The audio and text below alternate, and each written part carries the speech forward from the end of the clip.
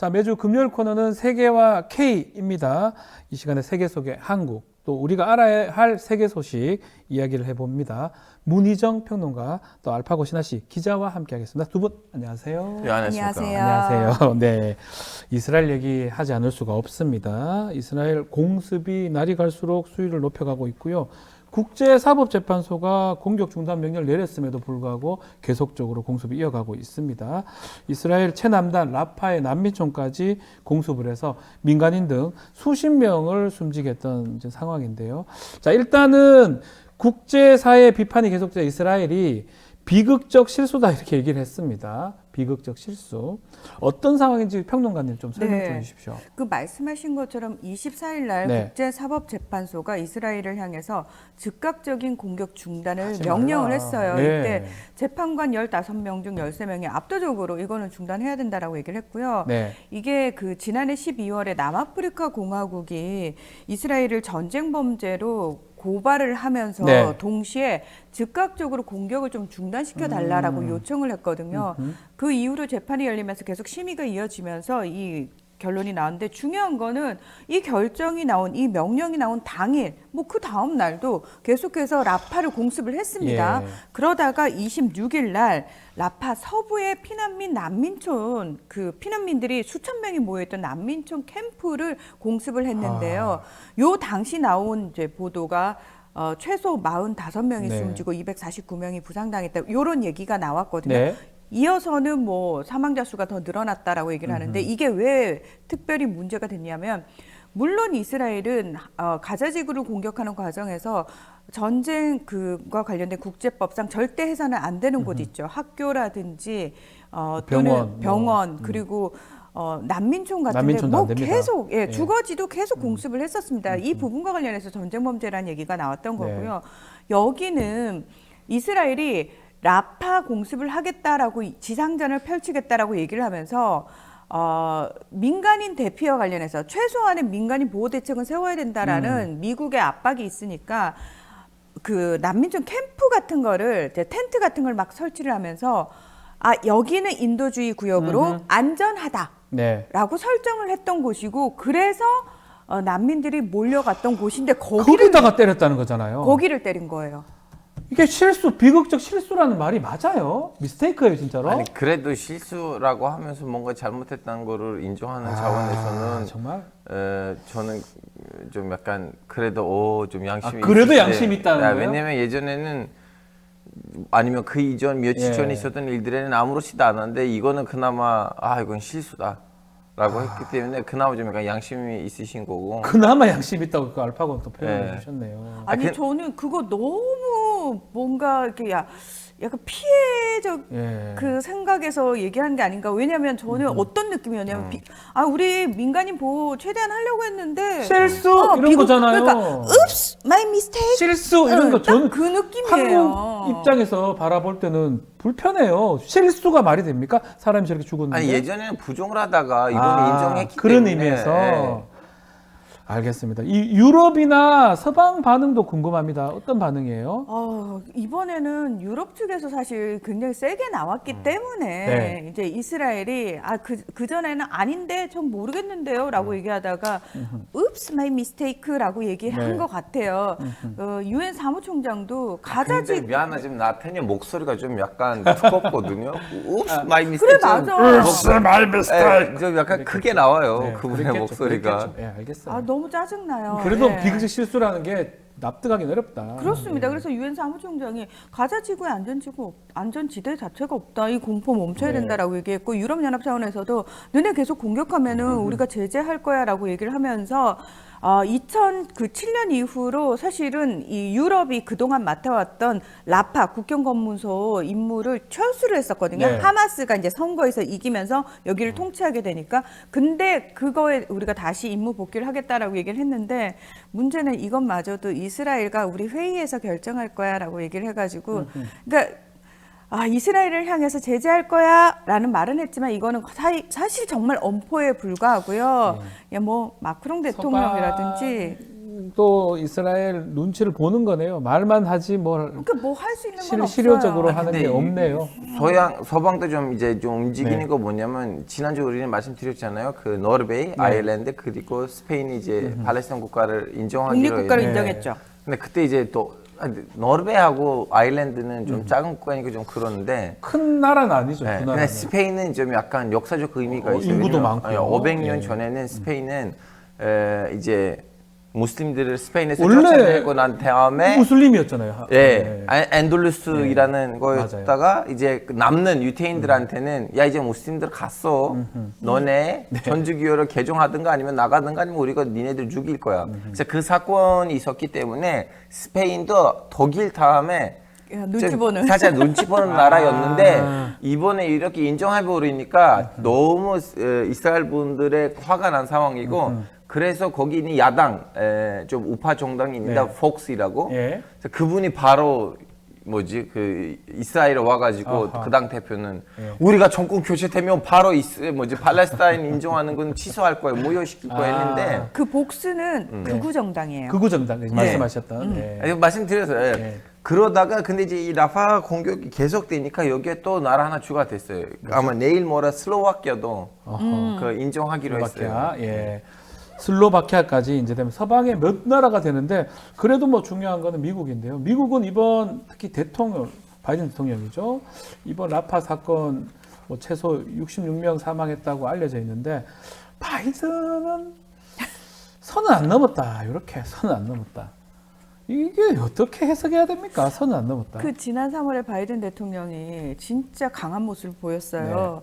정말 공격하면은 우리가 레드 라인을 넘으면은 무기 공급 멈출 거야. 그렇죠. 라는 식으로 그때 이제 레드 라인 얘기가 나왔잖아요. 그러면 이제 이번에 난민들이 사망을 하면서 이제 정말 초미의 관심사가 그거였어요. 이게 과연 미국이 상정한 레드 라인인가? 그래서 이제 입이 다 이제 그 바이든의 입으로 다 주목이 됐어요. 근데 너무 희한하게 미국 측에서 뭐라고 얘기를 했냐면은 이거 이스라엘 군한테 물어봐. 우리 잘 모르고 이거 그 레드라인 넘었는지 안 넘은 것 같아라고 얘기를 하니까 이제 기자들이 그럼 물었어요. 네. 저기 그러면요 레드라인 어디까지가 어디까지 레드라인이에요? 그랬더니 아직은 아니야. 아직은 아니야. 대규모 지상 작전을 보지 못했어 우리는. 그렇기 때문에 레드라인을 넘은 건 아니야. 그 전면전 비슷한 게 돼야 선 넘는 거라고는 거네요, 그러면. 근데 제가 봤을 때는 끝까지 레드라인 아닌 것 계속 같아요. 이게 아니라고요? 흐린 눈을 하고 계속 보지 않을까. 예. 이거 선거 때문에 그런 거예요, 그냥? 선거 때문에 그런 것도 있고 로비도 그런 거 있고 그리고 로비도 있고. 예. 네. 이스라엘 로비. 예. 근데 지금은 이제 공화당이 생 이스라엘 편이고 민주당에서는 좀 약간 연한하게 이스라엘 편들이 있긴 한데 근데 대학교들에 있는 그 분위기가 역전을 시켰기 때문에 네. 아이들한테는 어쩔 수 없는 선택들이거든요. 근데 여기서 이제 좀 약간 신기한 거 뭐냐면 바이든도 그걸 좀 아니까요. 네. 베니 간스라는 예전에 국방부 장관도 했던 그리고 예전에 그 군의 대빵이기도 했어서 그 총사령관. 예, 총사령관. 네, 그분이 지금 협박을 하고 있어요. 원래 전시내각에 계신 분인데 니네들이 빨리 우리는 여기를 절사하면 가자 전쟁이 끝나면 가자 전쟁을 어떻게 가자 지구를 우리가 어떻게 관리할 것인지에 대한 얘기를 해요. 이제 사람들 말로는 전쟁이 끝나면 그러면 군을 거기서 주둔시키면서 군 정부를 만들어야겠다. 그러면 베니 간스만은 그렇다면 군이 많이 필요해. 그럼 그 많은 군인이 어디서 구할 거예요? 그러면 군 기간을 복무 기간을 4년으로 올려야 돼요. 기간을 늘려야 되네요. 네. 이스라엘이 지금 의무 군복무 기간이 1년이죠. 네. 그건 이제 4년을 늘려야 되는데 4년을 늘리면 이스라엘 경제가 망하거든요. 네. 그래서 베니 간스 말로는 여기는 우리는 국제 기관을 통해서 뭐 좀 약간 유럽 연합도 들어가 있고 유엔도 좀 들어가 있고 그리고 우리한테 좀 신뢰가 있는 아랍 국가들 뭐 이집트라든가 네. 요르단이라든가 그리고 사우디아라비아도 좀 넣으면서 사우디아라비아. 그리고 예. 아랍에미레이트 이런 식으로 좀 약간 거기를 관리를 해야 되네. 그분들은 군인들이 더 많이 오고 근데 지금 정부는 아니야 우리가 전쟁을 했으면 우리가 관리를 했어야지. 네. 근데 베니 간스 보기엔 이거는 더 많은 사람을 죽게 될 거고 그리고 그 군의 문제를 일으키는 거 뭐냐면 지금 북방에서도 헤즈볼라 때리잖아요. 그렇죠. 더군다나 얼마 전에 텔아비브까지 미사일들이 떨어졌거든요. 이거 텔아비브 미사일 떨어지는 거하고 주변에 미사일 떨어지는 거는 좀 다르죠. 천지차이예요. 네. 그래서 협박을 했어요. 니네들 빨리 계획안을 안 내놓으면 나는 그 6월 안에는 나가겠다. 정식에 가서. 예. 근데 이제 지금 그분이 어떻게 욕을 먹고 있냐면 미국이 뒤에 있는 거 아니야? 그래서 우린 지금 여기서 이스라엘하고 미국이 한패라고 보잖아요. 네. 근데 이스라엘 안에서 정부 지지자들이 미국을 트로이 목마라 생각하고 있고 가짜다. 미국 믿으면 안 되고 우리는 우리 뜻대로 가야 된다고 하고 네. 그래서 베니 간스 미국의 트로이 목마다 우리 안에서 아니 왜냐하면 예. 베니 간츠를 얼마 전에 미국이 초청해가지고 네. 그게 이제 네타냐후를 압박하기 위한 하나의 방법으로 쓰이는 거잖아요. 그러니까 미국은 투트랙이에요.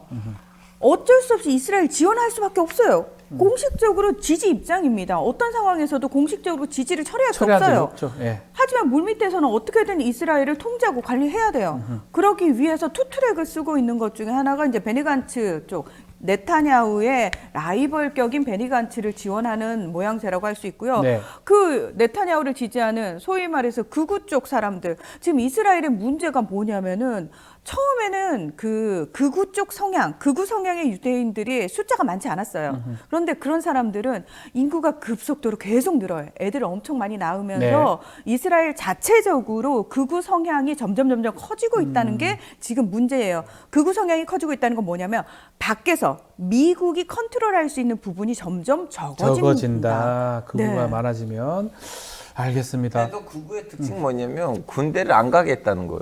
그렇죠. 극우만 가야 되는 거 아닌가요? 아니에요. 거긴 좀 약간 특이해요. 반대네. 그분들은 토라, 경전만 공부하겠다는 아. 거죠. 예, 문명을 거부하는 거예요. 그리고 그분들은 공교육 받지 않습니다. 예. 그래서 설사 그래 우리 군대 가줄게 이러고 군대에 넣어놓잖아요. 예. 어떤 문제가 벌어지냐면 따뜻합니까? 하나 못 알아들어요. 예. 예를 들어서 뭐 계산을 해야 된다 그러면 아주 기초적인 수학 계산도 안 돼요. 예. 그리고 그거 우리가 왜 따라야 돼? 라는 네. 식으로 오히려 군의 단합을 해치고 네. 안 좋은 영향을 끼친다는 거죠. 그래서 굉장히 문제가 이스라엘 되고 있죠. 우파도 좀 몇 가지 우파가 있어요. 그렇죠. 그렇죠. 차이가 나네요. 네. 그 예를 들면 종교 우파 있고 네. 세속주의 우파 있고 그리고 러시아 계통 우파들이 있어요. 러시아 쪽에 우파. 네. 왜냐면 러시아에서 왔던 소련에서 그렇죠. 왔던 소련에서 왔던 사람들 많으니까. 사람들이 이제 걔네들 또 한 계파예요. 아. 그래서 다 이렇게 서로 관계가 어떤 이유 때문에 안 좋아요. 다 뭔가가 서로 이렇게 안 맞으니까 그러니까요. 통일된 우파가 없고 아하. 다양한 계파들이 있어요. 다시 그 미국 얘기 좀 하면 네. 알파고 볼 때는 이스라엘이 이렇게 폭주하더라도 미국은 계속적으로 두둔을 하는 것 같기도 하고 두 나라는 계속적으로 돈독한 관계 유지가 될까요? 어떻게 보십니까? 미국 아니 이스라엘? 미국 입장에서는 네. 중동 실수를 하려면 자기 지금 기둥이 두 개 있어요. 사우디아라비아하고 이스라엘이거든요. 왜냐하면 미국의 적이 이란이잖아요. 그럼 이 지금 두 개, 상황에서, 네. 그래서 이 두 개 나라는 동등해야 되는데 또 거기서 또 다른 문제가 뭐냐면 미국 말로는 야 너네 네. 빨리 외교 정상화를 해. 왜냐면 아직도 사우디아라비아는 이스라엘이 나라로 인정 안 해요. 서로 예. 예. 그러다 보니까 오케이 이스라엘은 오케이 우리는 사우디를 인정할게. 아하. 근데 사우디는 내가 니네들 인정하려면 내 국민이 너무 보수적인 국민이거든요. 네. 그래서 너네 좀 팔레스타인을 건국시켜줘야 돼요. 진짜 말 그대로 장난으로 말고. 네. 근데 그분들 그건 좀 약간 힘든 것 같은데 어떻게 아. 하죠? 근데 미국 보기에는 야 너네 이렇게 작은 계산하지 말고 빨리 관계 정상을 해야지. 니네들 둘이 힘을 합쳐가지고 이란을 대응할 수가 있는데 그래서 그것도 지금 늦춰지고 있거든요. 그렇죠. 그래서 지금 미국 보기에는 이 중동 안에서는 어쩔 수 없이 사우디하고 이스라엘 들고 가야 되는데 지금 어떻게 보면 동양이랑 똑같아요. 지금 미국이 여기서도 일본하고 한국을 들고 가야 되는데 그렇죠. 중국 견제하려고. 네, 근데 관계가 그렇게 싹 좋지도 않지만 그렇죠. 여기보다 더 나쁜 관계는 이스라엘하고 아하. 사우디예요. 미국 국익 때문에 어쩔 수 없이 이스라엘 같이 갈 수밖에 없다고 짚어주셨는데 이거 지난주 저희가 전해드린 소식이긴 한데 ICC 국제형사재판소가 네타냐후 체포영장 발부하겠다 선언했는데 그 이스라엘이 ICC 상대로 도청하고 해킹하고 염탐을 시도했다. 네. 영국의 가디언이죠. 매체 네. 가디언 보도를 했는데 이건 어떤 내용입니까? 이게 대단하네요, 이스라엘은. 네. 그러고도 남을 나라죠. 네. 자, 영국 가디언하고요. 이스라엘에도 독립 언론들이 꽤 많거든요. 네. 그 중에서 이제 플러스 972 그리고 로컬콜이라는 매체와 공동 취재를 했는데, 그러니까 전현직 이스라엘 정부, 뭐 변호사, 외교관, 재판소 고위 관료 20명 이상을 인터뷰를 한 결과 이런 게 나왔다는 거예요. 실제로 지금 현재 카림 칸 검사장을 비롯해가지고 파투 벤수다 전 검사장, 그리고 그 ICC 관련 인물들과 관련해가지고 이메일 해킹부터 시작해서 도청, 감청, 그걸 무려 9년 이상 했다. 9년 했다고요? 예, 9년 이상을 했고요. 그러면 왜 9년 이상? 9년 그러니까요. 전에 무슨 일이 있었는가? 그런 일 없었잖아요. 그때는 예. 체포영장 없었는데. 2011년에 팔레스타인이 유엔에 우리 회원국 시켜줘요라고 신청을 해요. 그러니까 유엔에서 그건 좀 이러면서 대신에 그 다음에 뭘 해주냐면 옵서버 국가로 승격을 시켜줘요. 그러니까 토론은 할 수 있고 거의 이제 뭐 암묵적으로 회원국이야 이걸 해주고 2015년에 국제형사재판소에 회원으로 팔레스타인이 가입을 해버려요. 네. 이게 뭘 의미하냐면 미국, 중국, 러시아, 이스라엘은 국제형사재판소 회원이 아닙니다. 근데 그래서 이스라엘이 유네스코에서 탈퇴했어요. 왜냐면 그렇죠. 이스라엘이 가서 팔레스타인이 가서 예. 그 유네스코에다가 이제 나라로 이제 신청을 했거든요. 그걸 그 유엔에 있는 그거 덕분에. 예. 그래서 유네스코가 와서 팔레스타인의 땅에서 이 유적지들을 등재시켜야 되는데 근데 실질적으로 이스라엘군이 거기 있는 거예요. 그렇죠. 그러다 보니까 이스라엘이 너무 화가 나가지고 유네스코에서 탈퇴했어요. 그렇죠. 예. 그래서 이렇게 되니까 지금 사실 이스라엘 입장에서는 야 우리는 회원국도 아닌데 니네가 우리를 체포영장을 할 수도 없고 전쟁 범죄 고백 불가능해라고 했는데 무슨 얘기야? 지금 그 범죄가 벌어지고 있는 것이 가자지구 팔레스타인 영토잖아. 이스라엘 영토가 아니고 팔레스타인 영토다. 팔레스타인은 우리 지역이다. 회원국이야. 회원국이다. 그렇기 회원국이니까. 때문에 충분히 이건 가능한 거야라고 얘기를 하고 있는 거죠. 예. 그러니까 이스라엘 입장에서는 이 팔레스타인이 이런 식으로 국제적으로 계속해서 공식적인 나라로 인정받기 위한 어떤 외교적 노력을 하는 것 자체를 굉장히 싫어했고요. 네. 그러다 보니까 할 수 있는 모든 것들을 정보기관을 동원해서 다 했는데 그 중에 하나가 ICC와 관련된 이런 도청, 감청 이런 일들을 했다는 거 아닙니까? 정보 근데 활동을 더 웃긴 거는 네. 네타냐후 총리를 향해서 체포영장 발부될 거야라는 얘기뿐만 아니라 이걸 미국이 막기 위해서 물밑에서 엄청 압력을 가하고 있어라는 내용까지 이미 다 알고 있었다는 거죠. 정보기관에서. 예, 전부 다 알고 있었다는 거죠. 이스라엘 대단하긴 하네요. 어쨌든 자 전쟁 이야기 조금 나왔으니까 러시아 우크라이나 전도 잠시 짚어보면요. 우리 알파고님이 프랑스가 이 전쟁에 참여한다. 알파고의 지실램프에서 발언을 하셨던데 저는 좀 궁금한 게 서방 나라 거의 다 우크라이나전 지원하고 있었던 건데 이거 좀 차이점이 있어요. 어떤 차이점이죠? 예를 들면 참전한다? 어떤 기계 실병을 보낸다? 네, 어떤 기계 업자가 예. 커피 기계 예를 들면 거기 기계를 받는 사람이에요. 예. 그래서 커피숍을 개업을 하셨는데 예. 커피 기계를 갖다 반납을 했는데 그러면 그 업체가 기술자를 보내면서 이 커피 기계가 어떻게 작동되는지를 가르쳐야 될 거 아니에요. 가르쳐야죠. 네, 그거는 이 사업에 개입한 거 아니에요. 아. 자, 그러면 지금 그동안 우크라이나에서 무기들이 다 소련 무기들이었는데 서양이 지금 서양식 무기를 갖다 주는데 네. 쓰는 거를 아는 사람이 없어요. 아, 받았는데 쓰지를 못해요? 아니 왜냐면 뭐지 그게 소련제 무기만 썼거든요. 그리고 영어로 나와 있어요 다. 그래도 몇 명 그 공부한 사람 알려주고 해야 되는 거 아니에요? 네, 그래서 누가 봐서 알려줘야 되잖아요. 예. 근데 그 설마 일반인이 가서 알려주겠어요? 그리고 뭐 봐도 방공 모르겠네. 미사일인데. 예, 봐도 모를 건데. 네, 그래서 누가 가야 돼요? 군인이 가야 돼요. 아. 그래서 그동안 군인들이 와서 예. 기계들 어떻게 작동되는지를 알려주고 그랬기 때문에 예. 그 군인들을 전쟁에 개입했다는 걸로 보기엔 좀 그랬거든요. 아하. 물론 그 빅예를 가서 예. 중간중간 전략 전술 다 짰겠죠. 근데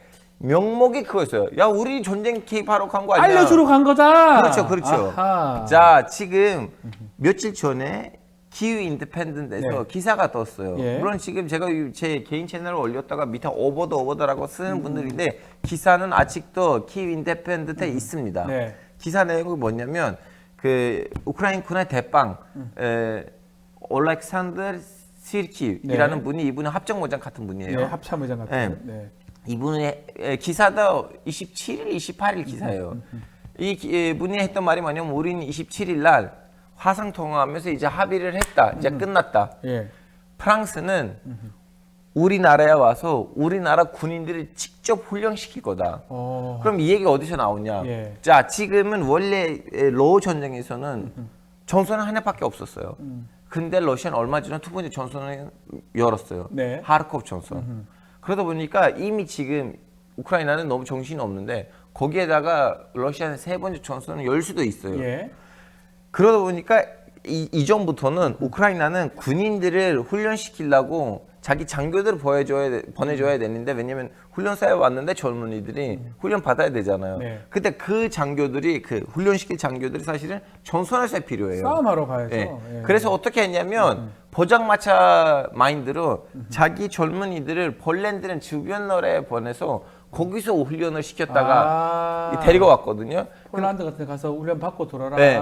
근데 그거는 효율적이지는 아니니까 그렇죠. 예. 우리는 국내에서 우리 새로 진입시켰던 젊은이들을 훈련시켜야 되는데 그 사람은 없다. 네. 그래서 프랑스의 장교들이 가서 우크라이나 그 훈련병들 훈련시켜 준다. 예. 이 말이네요. 이 이게 정도라면 참전이다. 이거는 참전이다.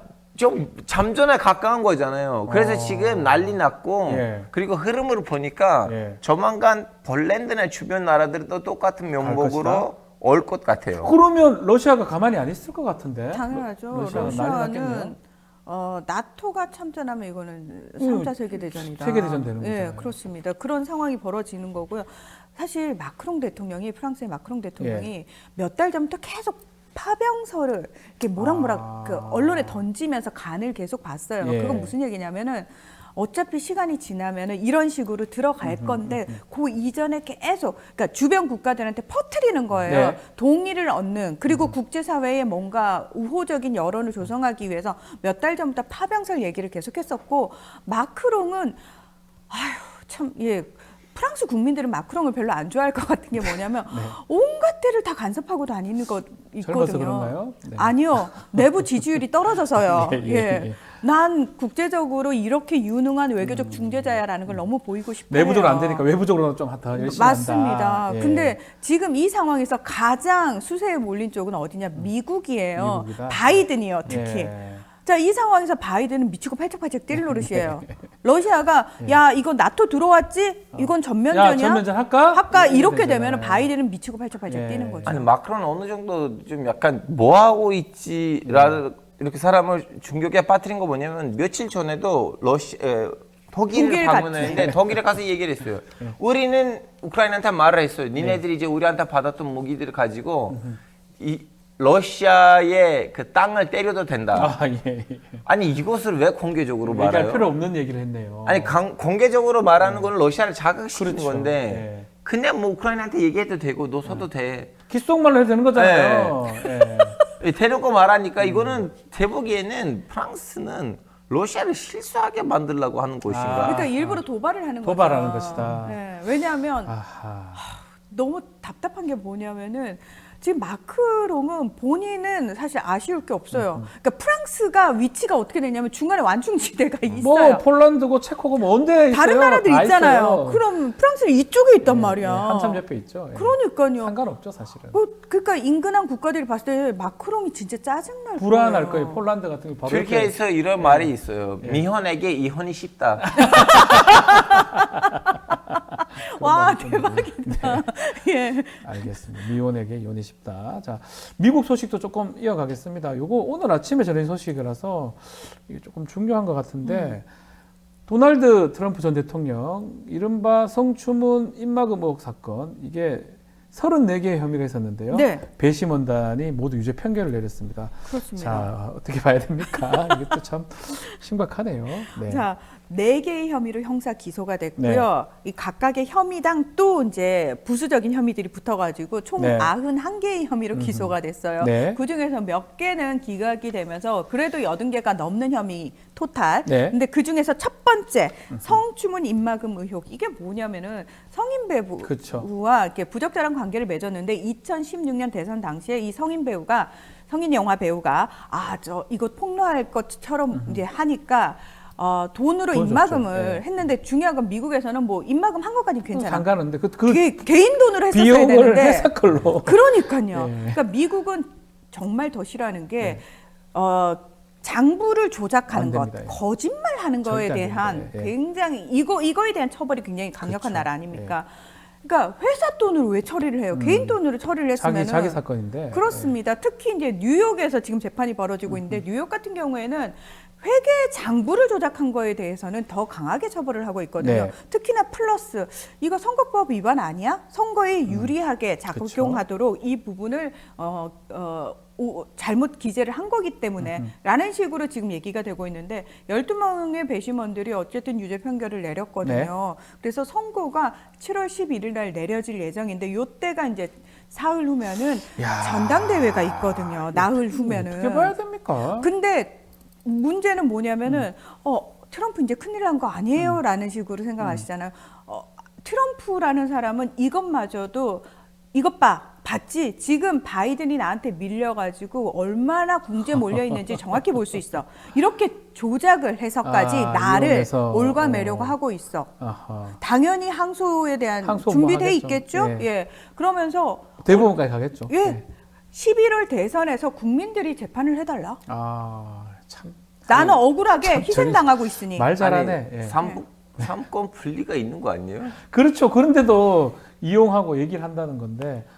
그걸 그렇게 이용하는 거죠. 봐, 삼권 분립이 있는 미국이 이렇게 망가졌어. 바이든이 사적으로 사법농단을 하고 네. 있어. 이렇게 몰고 간다는 거죠. 자, 지금 시간이 좀 얼마 안 남아서 어떻습니까? 우리 선거를 미리 11월 미국 대선을 예측하기는 어렵지만 네. 알파고 보시기에 어떻습니까? 이런 여러 국면들이 아마 있을 겁니다. 바이든은 바이든대로, 트럼프는 트럼프대로 어떻게 예측하십니까? 저는 이번 미국 선거는 신기한 현상이 일으킬 건데 뭘 일으킬 건지 모르겠어요. 왜냐하면 감이 안 좋아요. 감이 안 좋다. 왜냐면 정상적으로 진행되지 않으니까 정상적으로 진행되지 않는 것에서는 네. 신기한 뭔가가 이루어질 것이다. 트럼프 가능성 크다 이렇게 보시는 거군요. 모르죠. 갑자기 한국의 네. 60년대 대선이랑 비슷한 분위기 이루어질 수도 있어요. 그럴 수도 있다. 여론조사 결과가 좀 있다면서요, 평론가님? 네. 여론조사에서는 사실 저희가 늘 말씀드립니다만 50개 주에서 20개가 넘는 이제 40개가 넘는 주들은 거의 정해져 있어요. 그렇죠. 그렇죠? 예. 이게 다 정해진다는 다 정해져 주는 있어요. 빼고. 예. 그래서 경합주가 중요하잖아요. 경합주가 매우 중요하죠. 예, 사실은. 경합주 뭐 한 7개, 예. 뭐 적게 5개, 뭐 네. 이렇게 얘기를 하는데 경합주에서는 거의 대부분 트럼프 우세예요. 아이고야. 트럼프 우세입니다. 예. 그렇기 때문에 이게 경합주 여론조사에서 트럼프가 진 적이 한 번도 없어요. 지금까지 모든 여론조사에서. 그렇기 때문에 이게 특별히 바뀌지 않을 가능성이 저는 크다. 두 분 말씀 참 놀라운 결과가 나올 것이다. 경합주에서 트럼프가 트럼프 우세하다. 우세다. 그러면 어느 정도 대선 지금 후보가 하나 빠지고 그런 대선을 질리면 어떨까?